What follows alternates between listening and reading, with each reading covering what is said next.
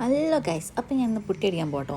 അപ്പം ഞാൻ ആദ്യം യൂസ് ആക്കുന്നത് മോയ്സ്ചറൈസർ, പിന്നെ അതിൻ്റെ പുറമെ കുറച്ച് കോമ്പാക്റ്റൊക്കെ വാരിത്തേക്കുണ്ട്, പിന്നെ ലിപ് ബാം ഉണ്ട്.